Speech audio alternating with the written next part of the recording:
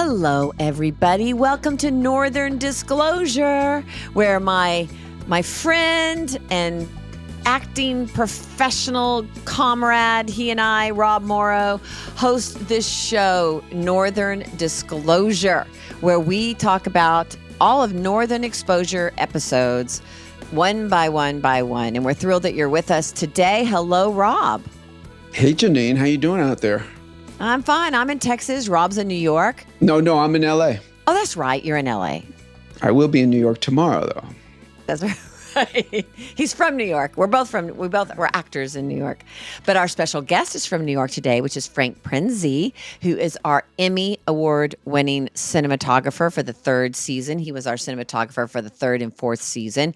Thrilled to have him here. He's a really good friend of mine. I was just thrilled he was there with us for episode 3 and 4. I think his work was just beautiful. I agree. And don't you remember from the minute he showed up, it was just like, I mean, Jimmy was great. I love Jim Heyman and he did a great job. But Frank showed up and he just was so sure of what he was doing, and he created a new version. You know, he made the show his own, which is, you know, what I guess is that's what you really want from a DP, and was such a great presence, always calm and supportive, and then he ended up directing. I think it may have been his directorial debut.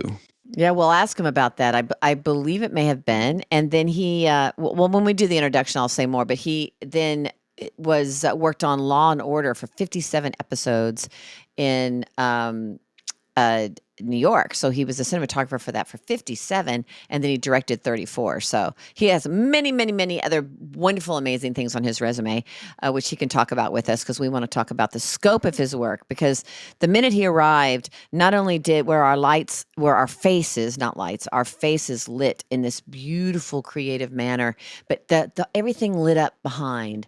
You can look behind a lamp, this or that. And in my opinion, Frank Prinzi was the epitome of God is in the details. And I've worked with other cinematographers since that will line you up with a shot with a electrical cord coming out of your, over your shoulder. There are very few people, I think, that are as talented and committed to first-rate quality and to the art of cinematography and directing than Frank Prinzi. So I'm excited to have him. So Rob, let's talk about the episode a little bit. Oil Wilderness. What did you think when you watched it again? It was so much fun. And I remember shooting it and being out in that landscape. And, it was those, when we got to shoot like that, it was so easy to act, because you were there, you were in the same environment that your character was in. And so it just was, it made it kind of effortless. And I think you and I had a lot of fun stuff to do. And I guess I'm sure you'll bring this up, but this is the first time we hear the phrase, "Oh, in your dreams, Fleischman." Exactly. I guess that's right. Yeah. It's a charming little duet we get to do. And then the other story, the other storyline of Shelley, getting a divorce after being with Holling for all these years from this guy she was with before is a funny little yarn. I'll read the synopsis. So the synopsis is: Joel and Maggie are forced to make an emergency landing and become stranded. They end up surprising each other. Shelley has a visit from her best friend from home, Cindy. When Cindy asks for a divorce, Shelley gets mad. First of all, I just love Frank Prinzi, but I remember being on the episode, and maybe Frank remembers the director a little bit better than we do. That was Miles Watkins, who only directed one episode. Yeah, Miles Watkins. And I was upset. And it's funny, a lot of times you and I watch the shows again, and we're just so removed. We don't really hear the looping anymore. We really aren't obsessed with the cuts. It's just like we're just removed from it. But I remember having a conversation with Frank Prinzi on that show, which we'll talk about with him, where I was upset I wasn't getting enough close-ups because there were these great shots of you, like, I don't know, something out of Peter O'Toole in Lion in Winter. It's like beneath, and you're looking up. And actors, this might be interesting for people to hear. Actors have to always look out for themselves, which Frank always looked out for me. But to like make sure you're getting the fair share of coverage. And all I remember about the episode really is that I remember Frank and I had a discussion afterwards, and I walked up to Frank, which we should bring him on for this probably, but I said, I'm not getting any close-ups on this. And Rob's getting all the close-ups. You know what I mean? And he goes, just think Woody Allen, and Woody Allen. But of course, I was watching it last night at 3 a.m. thinking, well, with Woody Allen, usually if no one's on the camera, no one's on the camera. You don't have like one person on the camera and the other person's not on the camera. So anyway, I watched it again, and I did wish for more close-ups on my face. Like when I was coming out of that forest, like, what is it, Rob? What is it? What, our Fleischman? What is it? What is it? Are you okay? I'm like an ant, though the scope of the cinematography You see, was and I beautiful. disagree because I think that's what was so beautiful about it. You don't need close-ups first of all, there's no way that I was getting more close-ups than you because you couldn't edit it together, No, so you were, and you did in this particular episode, and that's okay. well, maybe because I was alone when I was alone, but if I'm in a scene with you and I have a close-up, you're going to have a close-up because it has to complement. But Right. meanwhile, when you're coming out of the woods like you did, I thought those moments were so effective and it's funny because I watched The Bear. Do you watch that show? No. And it drives me crazy because obviously it's a really good show and great people involved in it, but 95% of it is like extreme close-ups, and it Mhm. drives me crazy because I feel No, like I we wouldn't can't. want that. No, Right. I'm not advocating for extreme close-ups. I'm just saying I was doing a lot of work, and it would have been cool to have seen at certain points like a little pop in for a second. But then anyway, whatever. We'll talk to Frank about it. But I But there see. was one. I thought your performance just to assuage you is Yeah. really strong, and you looked Really? I great. didn't think I Yeah. liked my performance in it. I was No, you disappointed were in you were myself. great, and you were believable. Like I believed you when you were taking that plane down. I believed you when you were talking about the engine. I believed you when you were going hunting. It all seemed believable to me. All right. Well, I think this was the first episode I look back as far as my acting is concerned as well. And I'm like, something was missing. I needed to be doing something else. Huh. And I know a lot of times you and I would struggle with lines on the set sometimes, me more than you, because I was always emotional first. But a lot of times what I learned finally is if I've been on this episode for 100, if I've been on this series for 100 episodes, if I'm tripping and I can't remember it, it's not always my fault. Sometimes it's, the writing's fault. And I look at this episode and I loved that caveman. Oh, that was so funny. Yeah. That caveman flashback was awesome. But if I had to look at it, and I thought, what was missing? And I guess I could have brought more to this. I think our chemistry was missing. Instead of just fix the plane, fix the plane, fix the plane, if I'd played it a little more like sexual attraction, and yet I was just trying to kind of stay zoned on, she's just trying to get out of the forest. But it didn't seem like it had a lot of layers. That was just. And I think our electricity is where we were so great on camera together. And I wish looking back but then I thought, well, maybe it should have been in the writing, a little more playfulness, a little more sexuality between the two of us. I think they definitely pushed the conflict here. That there was no doubt that we were at each other's throats like so much. But I think that's the finesse of doing a show like this for so long is the will they won't they kind of thing. And you have to finesse that. Like you have to bring us like we have this moment in the tent where you're about to kiss me, we're about to, and then it stops, and that's a perfect device because it keeps us apart again. Yet you can tell what the subtext is that they're attracted to each other, and so they may have gone too far in pushing the conflict, because they had to build it up.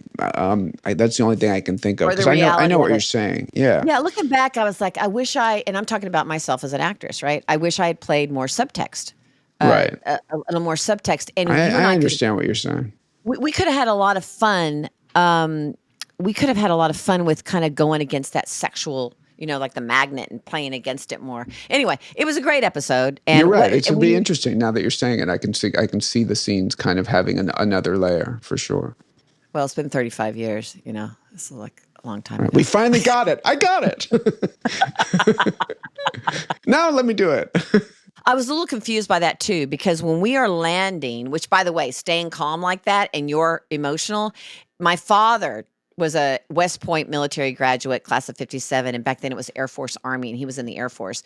And he always told me I would have made a horrible pilot, by the way. Have we ever talked about that? No. Okay. My dad's like, you would have made a terrible pilot. I'm like, why? Because you're too emotional. You're too emotional. You have to stay Right. calm under. So the one thing I knew that I had to Just if you do. decide to get your pilot's license, I'm not necessarily going to get on the plane with you. Maybe I will. Wouldn't that be empowering? Anyway, hi, Dad. I'm in the sky with you. But I knew in that scene I had to be totally calm, totally with it, totally calm. And then you're the one that's freaking out. So that was kind of fun. And then but when we went down, my propellers were working. We were just losing altitude. So when you fixed it and suddenly the propellers worked as if that was what fixed it, I was a little confused by that. But maybe we call that what Jim Charleston always said, creative license. Right. What the engines were cutting out, wasn't that as we were going down? I No. guess. I don't know. Yeah. I didn't know that Yeah. the propeller was really a problem. I thought altitude was the problem. But maybe if the propeller doesn't work, altitude's the problem. I guess without the propeller, you're going to have an altitude problem. Anyway, you fixed it. So that was really cool. Yes. That was a good arc for you, wasn't it? And Yeah. that was actually my favorite work for myself, because I had all that intensity when I came out of the force and I'd fallen in the hill and I was mad at you for I agree. It yeah, was great. I thought that was my truest anyway. Ladies and gentlemen, he is dear and near to my heart. I've kept in touch with him for years. I absolutely love him. He is the most not only is he this genius with cinematography and directing, he is so suave, and he always had on fabulous perfume, and he was sexy, and he would stand in front of me with his little like light thing, and I'd always smell his perfume. He was like the epitome of old school gentleman class cinematographer, and every job I've done since, there is yet to be a Frank Prinzi. So I'm thrilled he's here, the Emmy award winning Frank Prinzi, who just made our faces look beautiful. He made the scenery look beautiful. He made the bar wherever everything was just lit in this beautiful multi-tiered way. And but he's also a fabulous director and a really good friend of mine. Frank Prinzi, welcome to the show. Hey guys, Hey, Frank. So good to see you, man. It's been too long. yeah, it's funny how quick, as we've heard forever, how quick time goes. And it's But amazing our paths haven't crossed. It's so wild. We live in the same world. We're in the same business. yeah, It's such a wild thing. yeah, who knows? Maybe we did. Maybe you passed by in a cab while I was walking down the street or whatever. You're But Yeah, right. but you I've guys, seen Frank. I called you up every time I was in New York. yeah, you guys look the same way. It's incredible. I love it. No, it's just makeup and great key light. Wow. Seriously, I mean, honestly, you guys can see yourselves and you go, yeah, I look a lot like I did then. Good Right. Wow, you're genes, good sweet. life, living life good. And Thanks. I just wanted a couple things. She said something was missing. Well, I think that's for all of us. We go rushing, trying to get our schedule, trying to get show after show after show, and we really do our best. And it's quite good, the best we do. So I looked at it and I said, oh man, I wish I. So, I mean, I think all of us, being the artists that we are, want to do better with everything we see. And when I look back at anything I do, it's rare that I go, oh, yeah, that's cool. That's great. Yeah, it's a good point. I could do it a little different. And I thought, I don't just say this, but I thought the chemistry was fantastic between you guys all the time. I mean, that's the success of the show. Um, so I'm in a little disagreement with Janine. I thought it was more special show than maybe she did. Okay, good. Good, good, good. Hey, Frank, tell us a little bit how you came to the show. Do you remember? Well, I remember that there was a strike like in '89 or something, That's right. I think it was 89. and I was writing, working on stuff. And one day my brother calls me up and goes, Frank, you got to see the show Northern Exposure, man. It's wacky. It's like you, man. You'd love it. And I said, yeah, cool. Okay. But I didn't look at it. So what happened is one day I get a call from Universal because I had just done a Lou Gossett Jr. Miniseries. And I guess they liked me on that show, and they invited me to do Northern Exposure, which was the best show on TV. So I said, "You got it, I'm down." You didn't meet Josh and John first? No, it was Universal. So I don't know how that worked out. All I know is that my brother mentioned it, and yeah, I'll see it. And then all of a sudden, a producer called from Universal and said, "Would you like to do the show?" And I jumped on it. And a couple things, I'm sure everybody said it, but I don't just say this, but that was the favorite show I've ever been on. Oh, that's so great to hear. So many people do say that, right? Everyone says it. And all Well, I feel the same way. I it feel the same way. was magic, guys. As you know, you were there. So that's why we can smile about it. It's like the joint experience that we all had, the actors, the cast. I've never had a cast like that before. And I've done a lot of shows. It's been 40 years for me. And for me to say that Northern Exposure was really the greatest joy, the stories, every time I got a new script, the first season, well, I did pretty much straight through. I went from show to show to show. Now we alternate very often. So I went from one show to another. Every time I got a script, like on a Sunday or whatever, I was so moved. I would cry a little bit from joy or happiness. And I've never on any series, and I've done a bunch, ever had writing, character, the dynamics of the locations.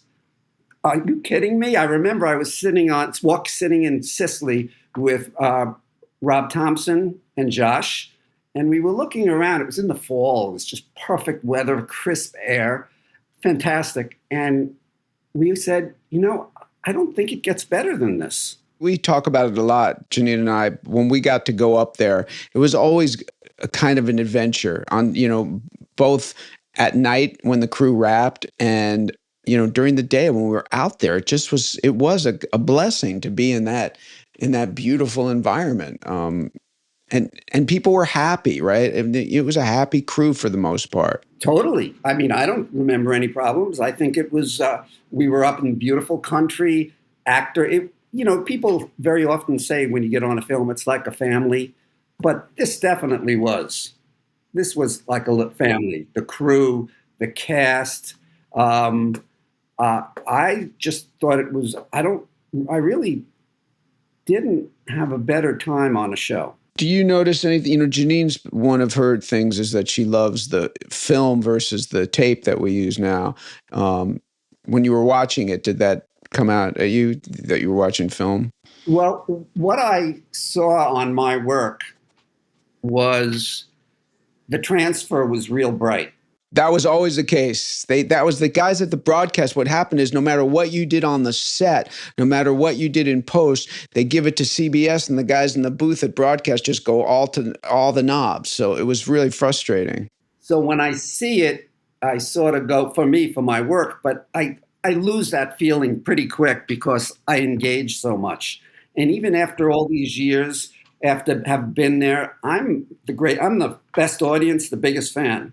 I will tell you. I think that's part of it is when we watch it, because look, I've said this before on the show, not everybody with whom you work cares passionately about what they do. And I think all three of us know that we've been on shows and people phone it in, they do whatever, and they're not true artists. And so if you really care about what you're doing, which Rob did, I did, you did, then you look at your work with an eye of how could I have done that better? What could I have done differently? But it all did come together. You said the word in a magical way. And Frank, when you came and look, Jim Hayman did a very a kind of a creative, interesting Rembrandt kind of thing, and he created the show, and he's terrific.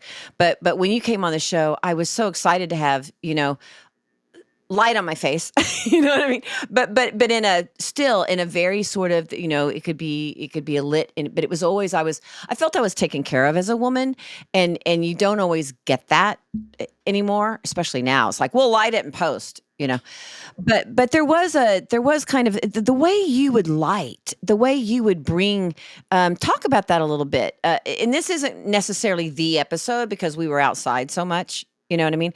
You could also talk about the dynamic of the power that the cinematographer has next to the visiting director, because the director comes in for a week or two and you're there for 2 years. So you had sway. And I learned from you. I directed a short film. And what I learned from you is God is in the details. And we would line up a shot. And I learned this from you, Frank. And I would say, no, no, no, no, no. I want the edge of that sunflower petal. You know what I mean? In the left-hand side of the shot. And that's where the genius is. And I think you talk to us about the way you would kind of come in and light in your way with the opals. You took your time. You did a beautiful, beautiful job. Well, I tell you, the stories and the faces, I think sometimes you get into a project and you want to do it the way you want to do it. And that isn't always the right way. Meaning, find the story. What am I trying to say? We need to make you guys look lovable. We need to have the romance. We need it to be magical. So sometimes you might give a little bit more light. If you start going really ultra dramatic and it's about the lighting, I think we're missing the point. So it's a pretty easy job for me, I think, cinematography, in that the story tells you what to do, like you guys too. What's the performance? You could do it a million different ways.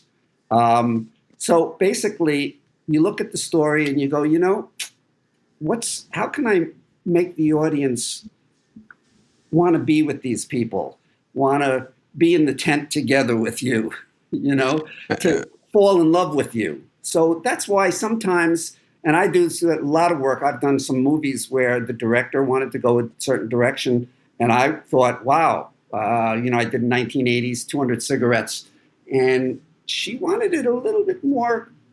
Was that Risa? Yeah. Yeah, Risa Brayman Garcia, who was a big casting director, and that was her debut as a director. Yeah, I love her. Yeah, She was she's so great. great. But I thought it should be more gritty because it was 1980 in the East Village, and that's when I was there during that time. But the director, and I guess rightly so, because a lot of people still see it and love it, wanted it to be fuller. And I don't want to say in a negative sense, but a little bit more magic than reality. And I Right. think it's important that the team gets together, from the writers, everybody, and we decide what route we're going to take.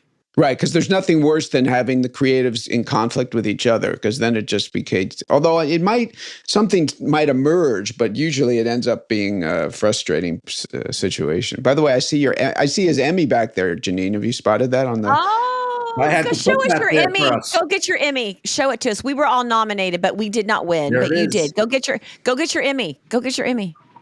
Show it to It's us. a little dusty, and I have a Christmas thing hanging on it. Oh, show it. We can't see it. Bring it in front of your face. There it is. How exciting! It Yay, really, Frank. I think this is probably a better award to get than an Oscar, for one reason. You can hang stuff. It fits better, the waist of the beautiful girl. There you go. Wait, so what does it say? Can you read the inscription? Let's see if I can read it. It says 1991-92 Primetime Emmy Award. Outstanding individual achievement in cinematography for a series, Northern Exposure, Sicily. Frank Prinzi. Oh, that was a Yeah. great episode, of course. You remember, Janine?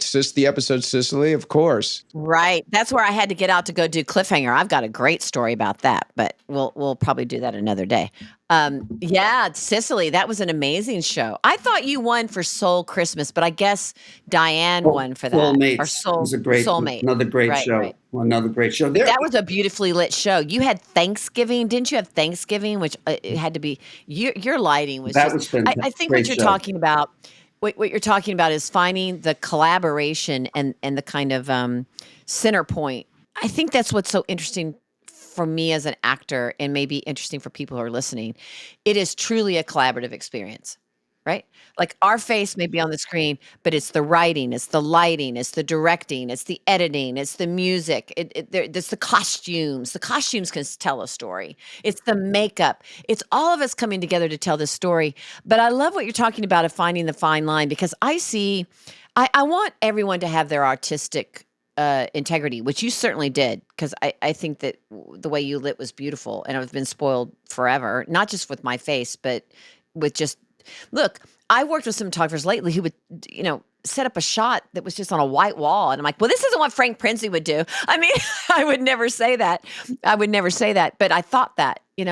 But it's finding that fine line because so many times I see this gritty type of high def thing, and you can't even see the actors' faces. Or they're doing that. The sun is coming in from here, so that actor is going to get some light, but this other actor is going to be completely dark, and we're not going to see any emotions that they're portraying. So it is kind of a fine line, right? It's like let's get a little bit of light on their face so we can see the tears in their eyes or what they're doing. You can't blot out one for the other.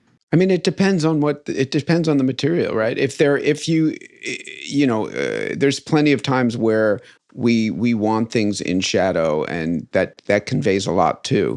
But if it's bad when you need to be seeing someone and you're not. That's when it can be bad. But I'm talking about more character-driven stories that I see, especially right. these Well, kind of dramatic this things. Northern Exposure, I'm going to use the usual magical, heartwarming, all the quirky, all the words that everybody uses. But it really was. I told you, I've never read scripts that gave me such joy. Seriously. I mean, I've Yeah. done movies where I said, wow, man, this is ass kicking. This is good. I remember you used to come in so excited about an episode. Coming up.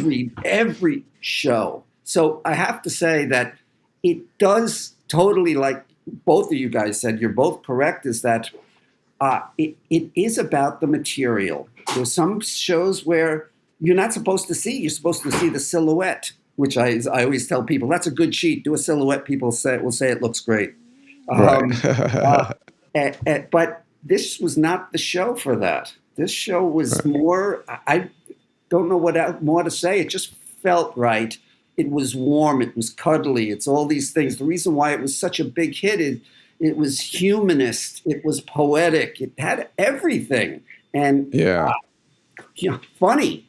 Mm-hmm. Let's talk a little about the episode. It's Robin Green. Here we are again. Wrote it, and it's basically two stories, right? There's not three stories.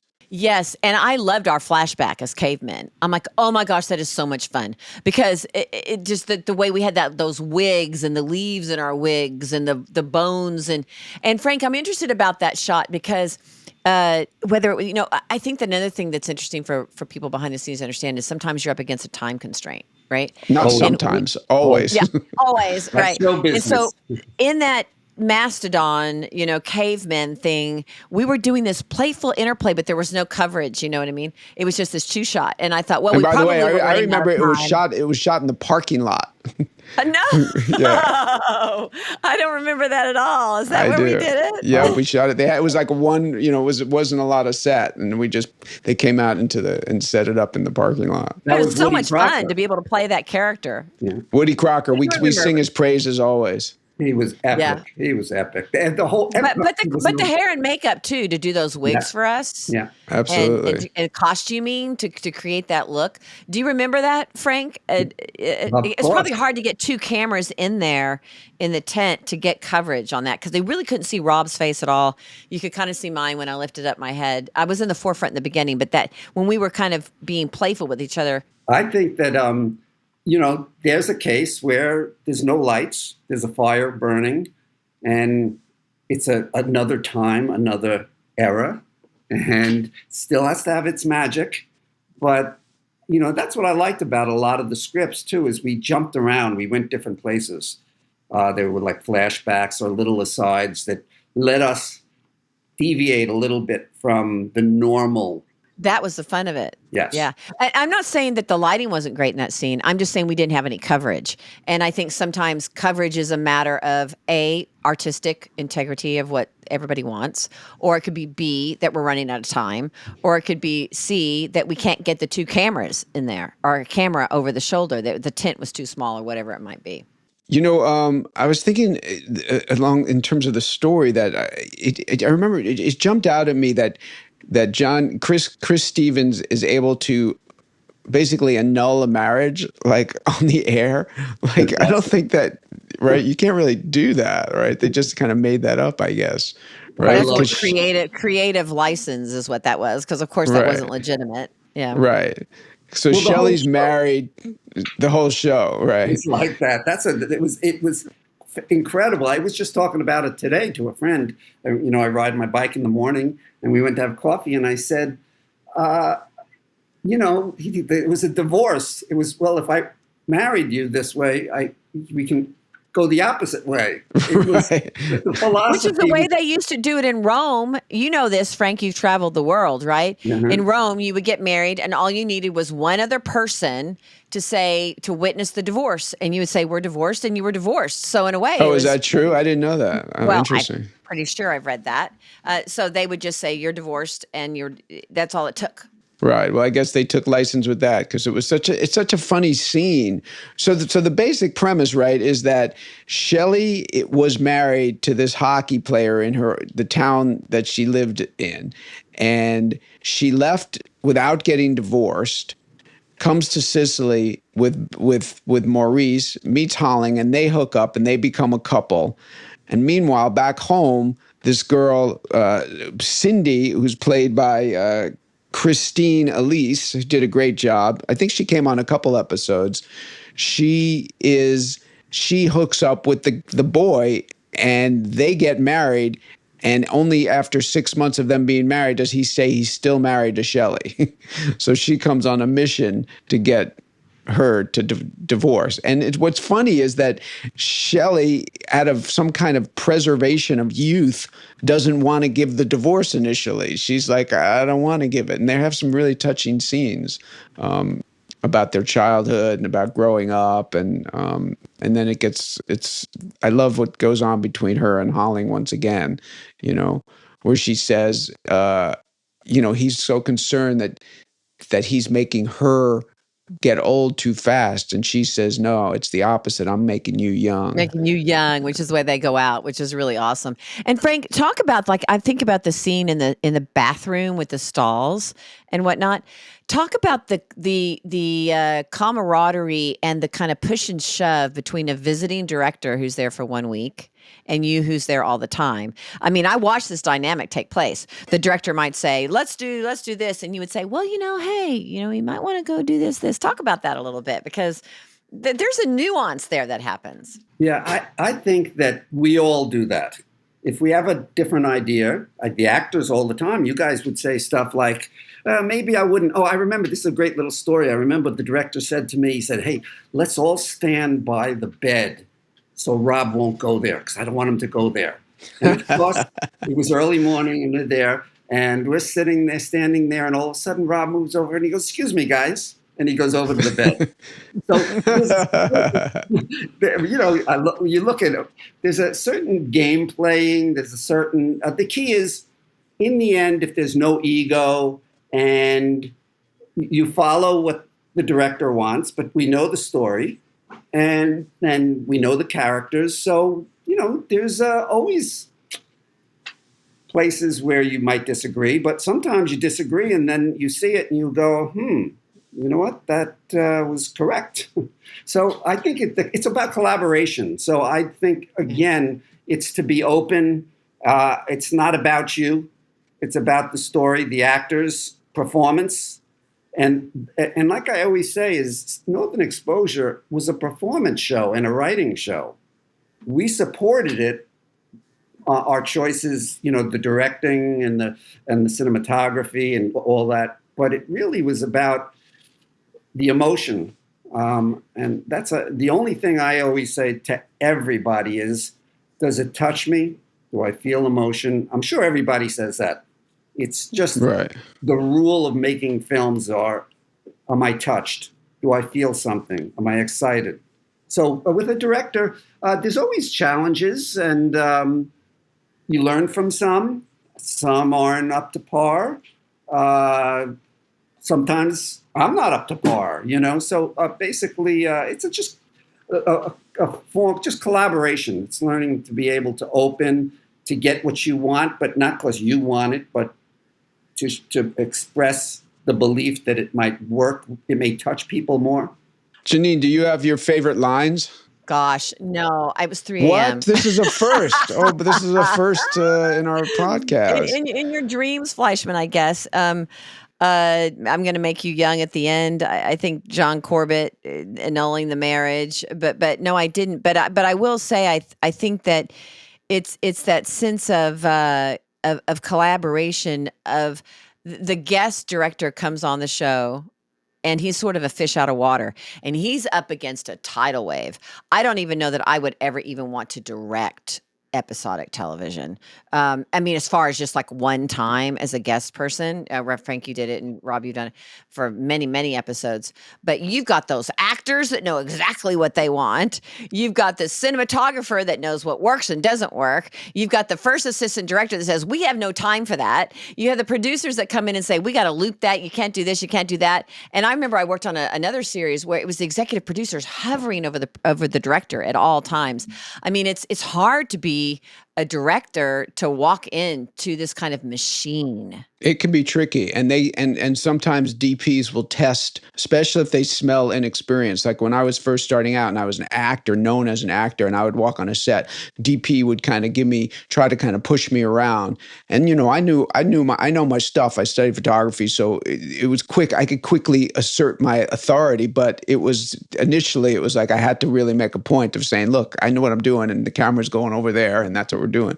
But I think that they don't do that necessarily out of animosity. They're charged, as Frank will attest, as a constant force. You have to keep the consistency of the show. So you may have to challenge a director. Yeah, I like to see a different vision as long as it still gets the emotion out of the story. And is in keeping. Like, I don't know if you remember this, but there was a hard rule on Northern Exposure: you couldn't rack focus. Like they just you never see it. I mean, maybe once in a blue moon, but you like couldn't have someone in the background and do a long rack focus. And the only time, I mean, look, you have to do it if you're focusing to someone in the background, but in a classic sense of like a kind of a snap back or someone, they didn't do it because I think there were certain conventions that were used a lot at the time, like for instance, in the 70s, you would do, instead of a dolly, you would use a zoom, and that became out of fashion. And I think Josh wanted the show to not have a kind of a look that everyone else had. I like that a lot because I think I don't like these Steadicam shots that go actor, actor, actor, actor, actor, actor, because I feel like the camera becomes the star and it's all about the camera and that you can feel the actor going, oh, camera's on me now. So that's kind of cool in a way that they wanted to keep it as organic as possible. Well, I was just saying that I'm a little anti-rules in filmmaking, but I agree with Josh. I think stay with the actors. I'm a big fan of Ozu and simple filmmaking, Mike Lee, all these people who it's not about the camera. Right. It's kind of a classic style. Exactly. And I think he was right there. I directed a half-hour short, a couple of years back that was and I said, it's classic. I don't want flares, rack focus, half crazy. I went very simple, straightforward. First of all, we had to move, and I made the technique, the storytelling fit the budget too. But there's a time where people spend too much time trying to make too much of the camera. We did have some great cinematic shots. I don't remember where we were, or where that plane was, or where we were, Yeah, but we were all those. right outside of Roslyn. Roslyn, okay, all those pine trees and being out in the nature, and we would have to drive out there. And so, Frank, talk a little bit about lighting. I mean, obviously the idiosyncrasies of lighting interiors, but exteriors have a art all into themselves. My short film had a lot of exteriors.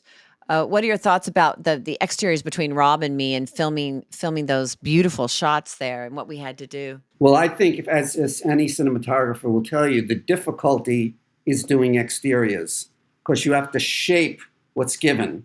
You have to work with timing, what time of day, schedule, where do you move the actors with the sun. It takes a lot of hardware. Inside, you're creating a world. It's from scratch. And it almost everything goes. A night exterior, almost everything goes. But in the day, you can't add too much light on the face or it looks like it's not real. So it is a challenge outside. And I think it was sort of a cheat in a lot of ways because the locations we had were epic. If you go over that and just say, if you take a piece of each, just say locations, and go over all the locations of our show, and it was a cheat. It was so beautiful.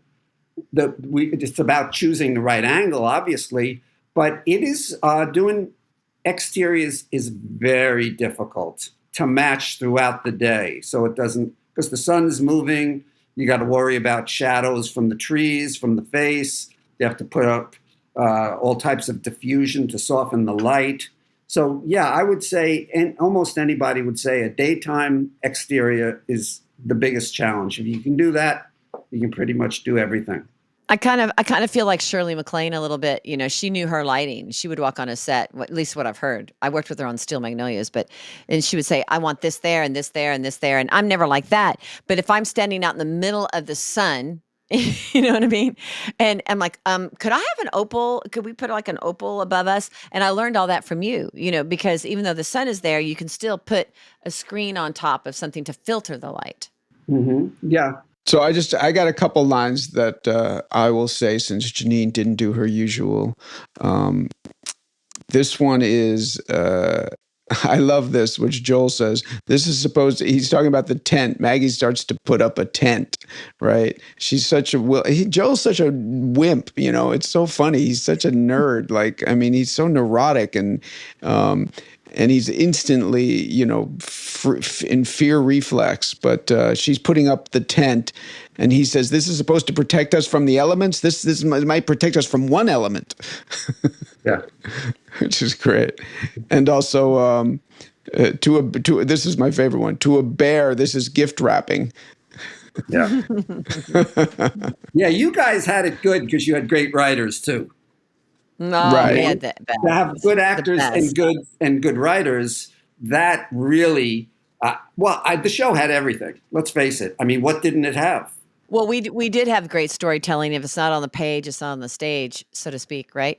But Frank, you're so modest. Let's talk about. We'd like to talk about the episode as well, but let's talk about the episode where you won the Emmy, which was Sicily, and the idiosyncrasies and the things you did in that particular episode. That was a very challenging episode. I have a story about that, but we won't tell it now. When you have something different, and which all the locations, the sets, when you have something you can do differently, it's sort of inspiring.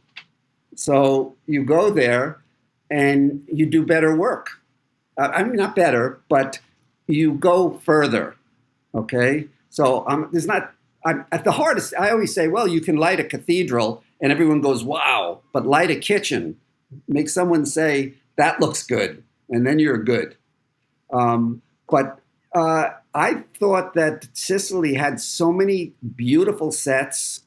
We had the usual great story and acting, but it was actually exciting to do something different.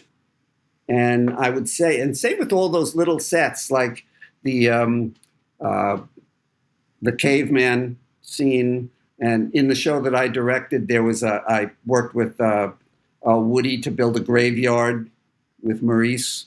And they were all different. It wakes you up, it shakes you up. And the important thing, I think, in a series is to try to do that even with the same sets you're always in. That's the challenge. So Frank, I talk about the scene in the with the bear that falls in love with Maggie.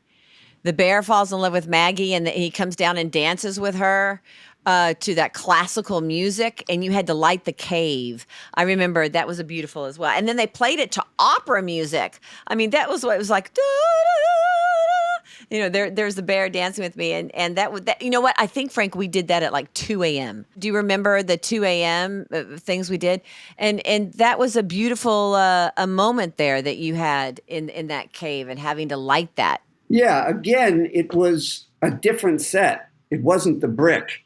To try to make the brick look a little different, change the time of day and all that, that's a great challenge. But going into a cave, I think it's a little easier, let me put it that way, to make something that's already different. The set is different, so it makes it a little easier to push it further. Like I said, it's harder to do it on the usual sets, like Joel, where Joel lived, his cabin, certain places. How about burning down the house? All those type of sets that were a little different, sort of wake you up. And then you come back, and I'll tell you, with Sicily, what happens is all the other scenes are better because you're inspired by doing something a little different. And there's a scene, I guess, Rob, you in Sicily, at the end when you're alone and the camera moves around you. It's a beautiful, poignant moment where you're in the brick. Yeah, it's a great moment. And the chairs are up, and the emotion. I got chills just now. I think that looked better because it was a different moment.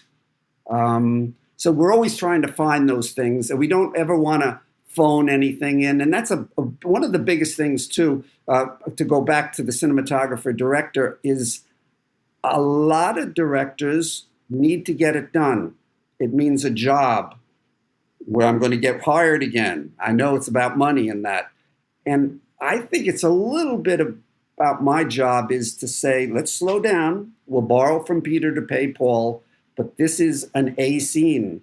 Let's spend a little bit more time on this. Let the actors do their thing. And then if we do something in a oneer or do a C scene and it's just for exposition, we're not losing the scenes that are the most important. So, that in Sicily, that last scene with you, Rob, is, to me, one of my favorites, and it's in the brick. Right. Yeah, it's a great shot. You just said something, Frank, that is interesting to me about it's harder to light a regular interior type of show. You want to talk about lighting all those interiors with Shelley and Cindy and John Cullum and those type of things. Her bedroom. Let's just talk about their bedroom. Yeah, I think it's a matter of what can we do that gives that we haven't done before, that strengthens the scene, not just to be different, but to make it a little bit better. So I was looking. It's funny you mentioned that because I was looking at that and I said, "Wow, okay, I'm a little harder light on Holling, a little softer on Shelley, and that's good." At that point, sometimes if everything is the same, it becomes boring because it's about contrast. You know what I mean? In life, you get a massage, someone does it, and they don't change it up. You go, wait a second. I mean, it's starting to hurt. Change up the pace, change up the look, the feeling. So in those scenes, that a lot of times because of the schedule so crazy, the worst thing is going into default just because it's easier and you got to get it done. So that's sort of a painful thing for a cinematographer, just as it would be, I'm sure, for any of the artists. Oh, it's the worst feeling. It's just such a reality of filmmaking. I mean, the way I describe directing episodic TV is I get there at 7 a.m. and someone comes up to me and taps their watch and says, "You're behind schedule and you're never going to make your day." And all day long they sit in the corner and I look over and they're pointing to their watch and they're saying, "You're never going to make your day." And at 2 o'clock, I've only shot one scene and I've got 4 more to go. And it's no way I could shoot 5 scenes in 5 hours, but yet I've never not made a day, And at the end of the day, they say, "You made your day, go home." And you come back the next day and it starts all over again. It's like, on any show I've ever done, I always say I feel like someone's behind my head pushing me. And I got to go faster, or a whip snap or something. So you always have to deal with the quality. Again, because of the acting and the story, I sort of got a break where I failed a little bit in my photography because we rolled with it. Frank, do you remember, were we mainly a one-camera show? We had a second camera, and they'd bump up the second to shoot sometimes, but we weren't rolling 2 cameras all the time, right? No. No. Imagine if we did. Right. I don't know. Yeah. It's one of the greatest shows ever on TV. So what would it have done? I don't know what it would have done. Maybe Janine would have got her close up. But you wouldn't be able to light it as well, maybe too. You can focus on one. Oh, one camera. I haven't done one camera in 25 years easy, maybe more. I know. That's why I can't remember, because I don't think I've been on a set where you don't have 2 cameras. But there's something great about that style. It's a luxury. Yes. I'll just say, after you left, Frank, they were pushing for these, time constraints on the amount of hours that we could spend on the show. Whereas when you were there, you pushed the envelope a little bit, made sure it still lit beautifully, and went the extra mile, and it was rewarded, with great artistry. And when you left, it was the cinematography became dark and black. And I was in like a laundry room, and it was all about just shutting the day down in 12 hours and so the shots really, I think, became very mundane. So these couple of years when you were there were kind of very poetic, as you said earlier. Well, I'm guessing that the cinematographer after me said, "Oh, I want to do something different." Absolutely. Gordon Lonsdale, he came in and he did do something different. And I disagree with Janine that it didn't look good. I thought it looked really good. It was different, and each of you had your own distinct style, which, and again, it's also probably refreshing for an audience if you're going to stick with a show for 5 years to get a little kind of change up, aesthetically. Yeah. Yeah, but the thing is, the show needed its consistency. Anyway, we differ on that, but we can deal with that when we get to season 5 and 6. But is there anything else you want to talk about for Oi Wilderness? Any other memories you have, or Rob? I just remember when I see those locations, it was magnificent. Seattle was epic. I know it was a drought. So for 2 years, we didn't get that much rain. And they were the most beautiful, sunny, gorgeous exteriors. I mean, breathtaking, fresh air.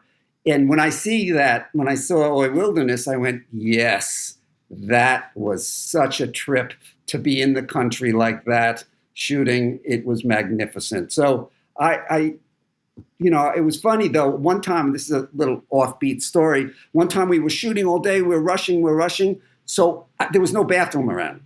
So I ran away from the group and to pee. I'm there, and all of a sudden I look up and I go, "Oh my God, look where we are." I hadn't seen it all day because I was so focused on the work that. Right, amazing. So sometimes it's really great for us to stop and to take that stuff in. It really strengthens us as artists and as people to embrace where we are. And that's why I still remember that day on the street with Rob and Josh. And we said, doesn't get better than this. Yeah, it was a lot of beauty for sure. Well, Frank, it's been so great to reminisce with you, and I hope we can get you back when we get to the Sicily episode. That'd be fun. Anything with northern exposure, I'm in love with that show, and I'm watching. I'm my girlfriend now. I'm trying to show her the shows. I try to get my kids to see it. It's the most lovable, incredible, creative, poetic, hilarious. It's got everything. So I don't know. I'm really the biggest fan of this. I've never been near a show, a series that kept that up for so long. Well, thanks for coming and hanging and sharing your enthusiasm. We have a lot of good memories. Yes, my joy. That's for sure, guys. It was like a little time capsule, wasn't it? It was a Oh time yeah. capsule of a very special time in our lives. And we thank all of you who are listening, by the way, for supporting the show, for just cheering us along, for making this possible.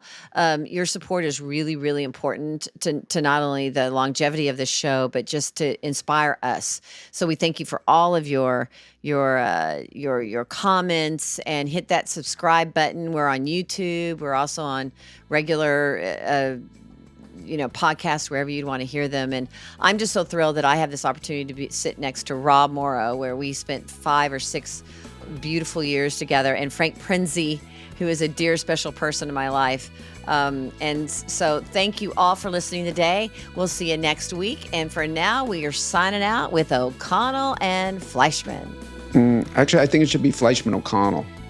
Yep. In your dreams, Fleischman.